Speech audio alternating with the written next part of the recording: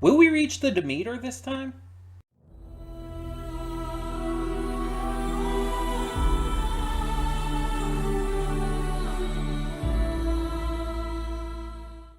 Hey everyone, welcome to Princess Gay. I'm your host Connie, and today we're here with episode 3 of Scavengers Reign. And we're continuing our journey towards the Demeter, and despite what I asked in the cold open there, I don't think we're going to reach it. I think that's going to kind of be the big thing about the season. Reaching the Demeter is going to be like the end goal. But I mean, I could be wrong. I don't know. And even if we do reach it before then, something's not going to work. Something else is going to be needed to get it going. Things are going to go down. We're not getting off this easily and this early. So it kind of comes down to, where do we go from here? We're learning more about our characters. We're seeing flashbacks with them. We're kind of getting to understand them a little more. And it's going to be interesting to see like what is done with that and how they continue to develop and where that actually leads them on their journey. Because developments mean very little if you don't take advantage of it, if you don't do something with those developments. You can't just develop them as characters and expect that to be enough. You actually have to capitalize on what you've developed about them and push it forward to be something that helps them in the story. Like, let's say you have a character and you develop the fact that they are, really good with technology. So then you use that so that that comes into play at some point. That something is needed involving technology or getting technology going or getting something created with that. And so this character makes that happen. And we've kind of got like ideas for that set up. We have characters who are scientists, who are very observational and studious and are using their surroundings to be able to enact tech-like structures and objects and ideas and whatnot, and just full-on tech by using alien life forms and whatnot. We have a character whose backstory seems to be more emotionally focused, with his wife and everything, and how he seems to have fucked things up because of anger issues and whatnot. We have a character who seems to have some trust issues, and that kind of comes across with how she treats her robot and all. And this is all, again, stuff that's been set up for, like, okay, this is kind of what this character is good at, what they're known for. But where is that going to really come into play other than what we've already seen in the setups? Like, what is, I guess, getting over the anger issues going to help this guy with in his little adventures with the weird alien babies? How is this tech going to help outside of, just bring the Demeter down to the planet and all? Are they going to need to use their tech skills, their knowledge, their scientific abilities to get the Demeter going? Is that where that's going to be leading? That seems the most obvious, but I don't know. And how's that going to end up going down? That's what we have to see. And then with this other lady, again, names escape me. I apologize for that. But it's like her trust issues, her more serious nature, her kind of wanting a robot to just be a robot and not have personality and shit. It's like, how is that going to develop into something that's going to either help her survive, help her get off the planet, or help her become a better person? It's like, this is all the questions we have to ask. And that's what I'm mostly curious about with this series.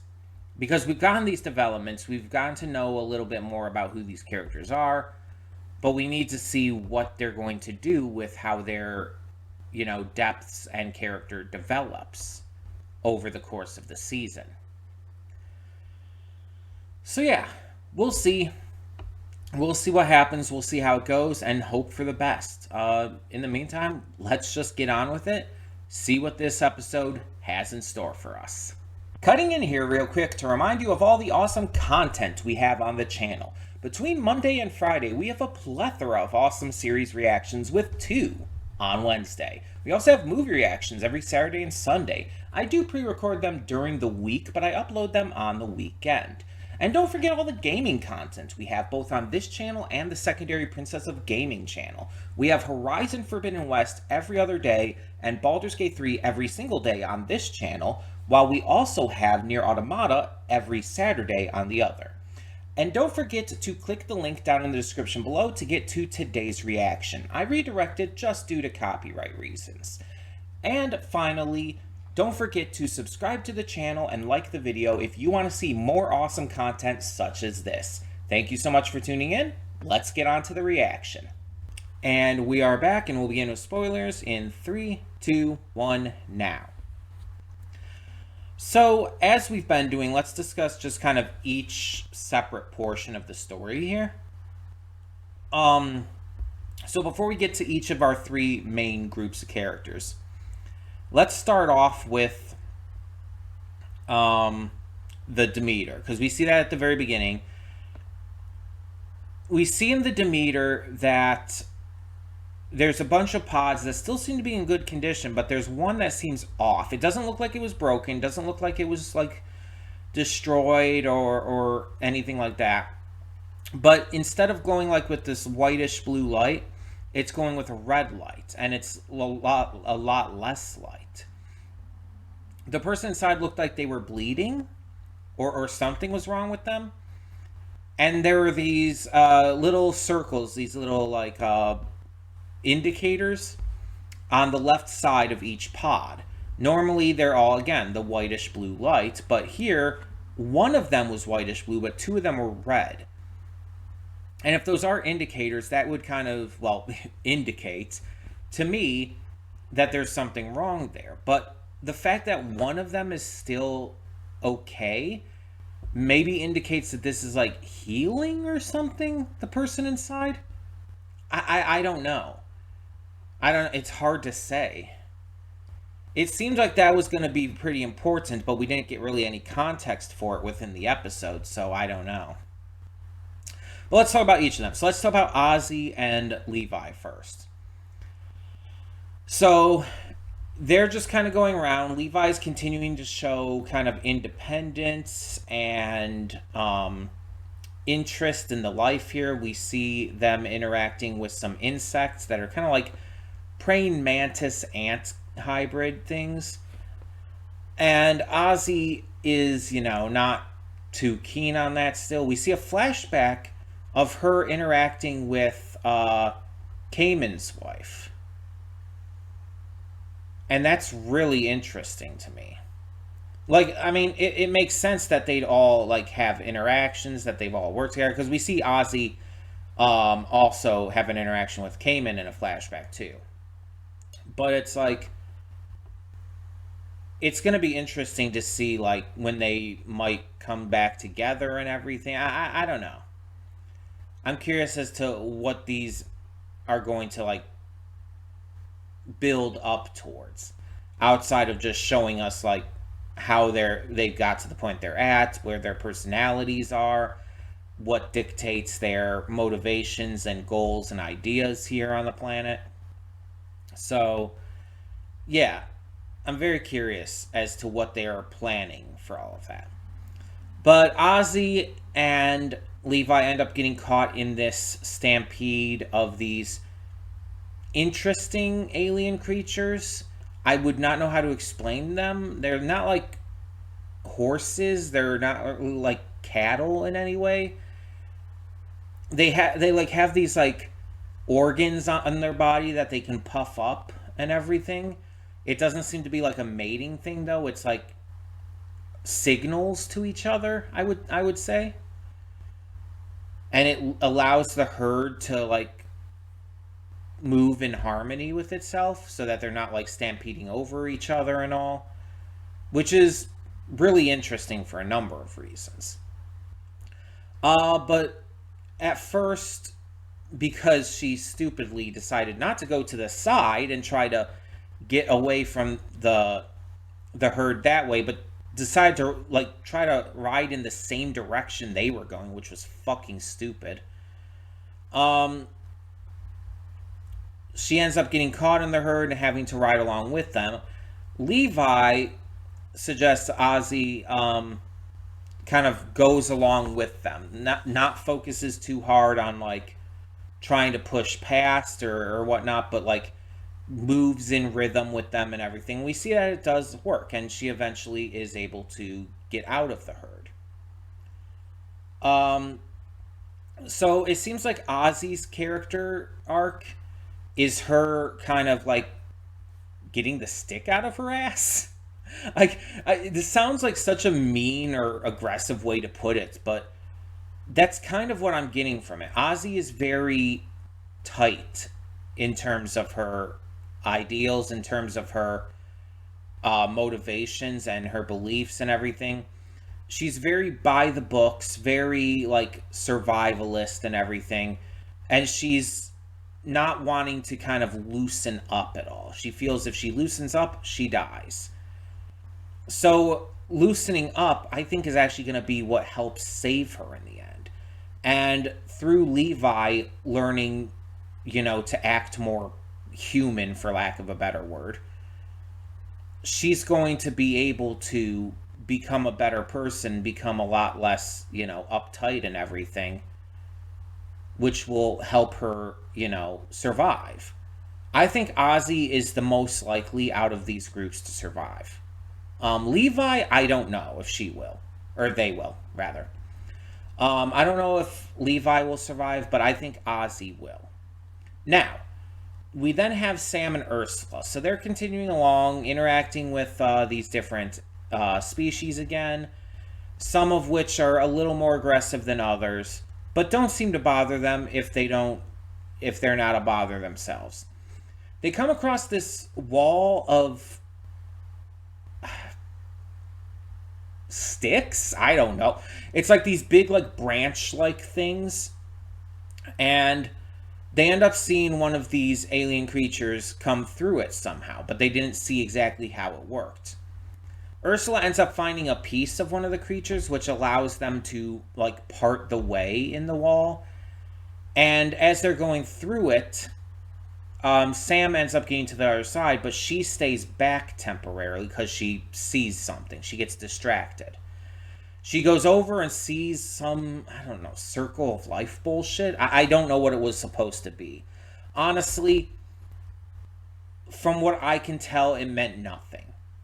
But she's putting some sort of, like, meaning in it that isn't there, trying to assume that it's like this profound, amazing thing, and just using that as justification for her kind of abandoning Sam. Sam's anger once she comes out and everything is justified, because as has been made clear, they are working together. They are a team, and they are meant to work together in order to survive. They're trying to get through this, get back to the Demeter, save the people on board, save themselves, do everything they can to get off the planet and keep everyone alive. By wandering off without explanation, she put them in danger. Now, could what she saw there end up helping them in the future? I don't know, maybe.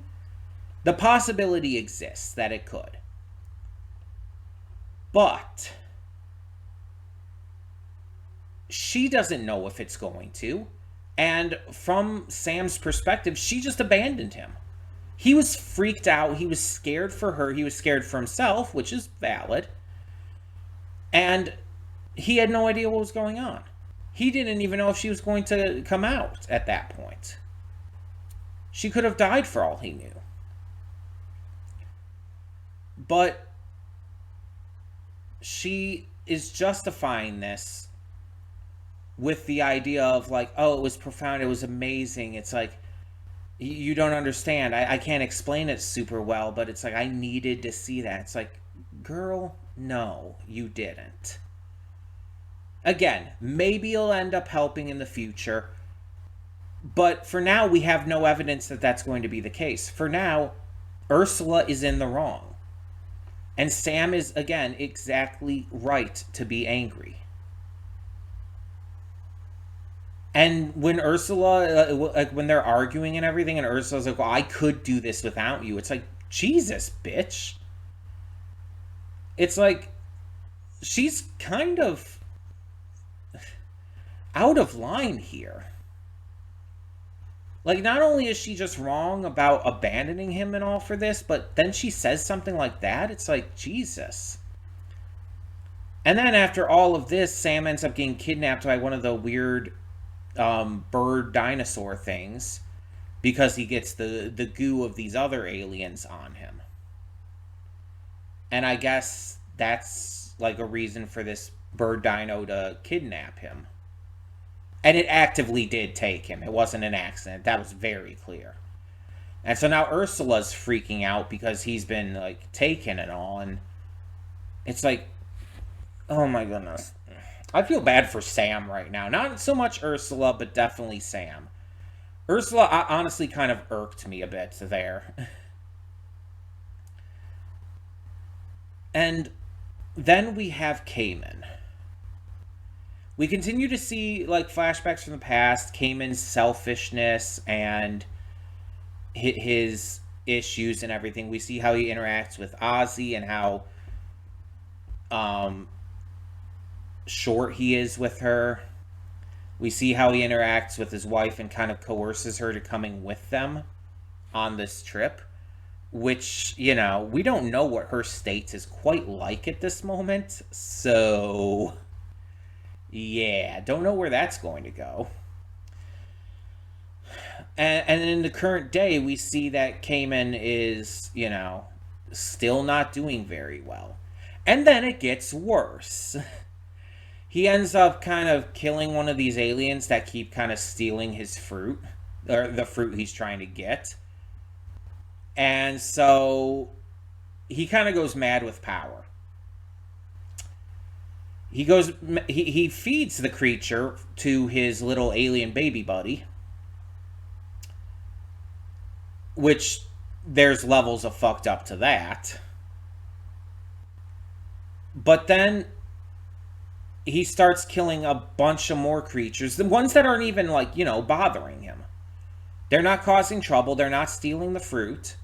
They're just there, existing. And he's just violently and horrifically, like, throwing rocks to bash in their heads and feeding them to the little alien baby buddy. And that's concerning for a number of reasons, but I'll get more into that in a second here, because he then kills another of baby buddy's species, a bigger one too, which we have seen. I believe this is the alien baby buddy that was, you know, having to deal with bigger ones of its own species, kind of picking on it in a way. And with that, and with, like, this almost... I don't want to assume a lot with Cayman here, but it almost seems like with the way he acts towards others, he feels like they're being unfair and unjust to him. In the way that they, like, call him out or speak out against what he does and everything, whether it's his wife or whether it's Ozzy telling him, it's like, oh, we're having these troubles, you need to do something to fix this. And he's like, oh, I don't want to do anything. So unfair that I'm being asked. It's just like, it's almost this selfish, deluded persecution complex. And now that he's gotten a modicum of power by killing this alien species, this alien creature that was, in his eyes, victimizing him, he starts going mad with power and killing a bunch of others that have nothing to do with that are completely innocent. And again, including this other member of Alien Baby Buddy's species. The alien Baby Buddy like looks at it, notices that it's a bigger one, probably is thinking back to how it itself was picked on and everything by the bigger ones, and then it goes to eat that as well, and it's like, you're teaching this thing to be evil, aren't you? I have a theory here. I have a theory here. Hear me out here. This might be absolute crack bullshit, but hear me out. Cayman, due to these issues he has, is seemingly accidentally teaching this alien Baby Buddy to be evil, or at the very least, aggressive and terrible. And because of this, I'm having a feeling that in the end, by the end of this series, the alien Baby Buddy is going to kill Cayman. He's going to be teaching this alien Baby Buddy all this terrible stuff. It seems like it's watching and learning from him, and it's going to end up becoming aggressive and bad and terrible, and by the end he's going to do something to either anger it, or maybe he's going to try to steal food that the alien Baby Buddy has or something like that, and it's going to kill him. That is where I think this is going. I don't think we're going towards a redemption arc with Cayman. I think we're actually doing literally the opposite. We're focusing on a character who is deeply flawed, who has a lot of emotional issues, who is very much like a bratty asshole, but not an evil person. But we're seeing his degradation arc. We're seeing him go from just being a bratty jerk to being bad, like actively a bad person. And it's going to evolve even further into him going full evil. He's going to be like this horrific person, and his actions are going to be what gets him killed. His actions are going to come back to bite him in the ass and cause his death. It's this idea of like, you are the architect of your own demise. His own actions are going to be what leads to his fall. And he's going to die sad, pathetic, and alone. Without his wife, without anyone there for him. Even finally betrayed by the only creature that he's had while abandoned on this planet. And it'll act as sort of this cautionary tale in terms of his story in this series, on how you treat others as well as yourself, and how you deal with problems and issues and internal thoughts in your life. I still say Ozzy is going to survive. Ozzy is the most likely to survive. Levi surviving? Unclear. But Ozzy will survive. Hell, I could see Levi kind of giving their life for Ozzy, and that really changes and helps Ozzy. Sam and Ursula are kind of up in the air right now. And I could see it kind of going either way. I could even see like maybe one of them surviving and the other dying. And I could see like either kind of situation with that. Maybe Ursula becomes worse and worse. Maybe Sam like dies and like she's just like has her own degradation arc but does survive. Maybe it's that Sam ends up dying and that saves her from her degradation arc. There's all kinds of different options there.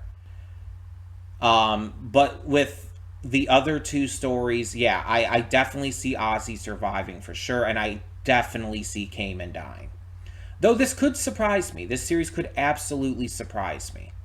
But that's kind of where I see it going based on what we've seen in this episode, based on what we're getting from these characters and their arcs. And I definitely get at this point why this series is so well received. Like, this series is exceptionally well received. And I'm definitely seeing why. It's actually becoming a lot more investing to me the more I watch. And although I will not remember these characters, like, within a week or two after I finish this series, in terms of their names or a lot of stuff that happened, as I'm watching, it's very good. It's one of those shows that it's like, okay, as you watch it, you're really enjoying it, but you're not going to remember much. It's not a memorable series.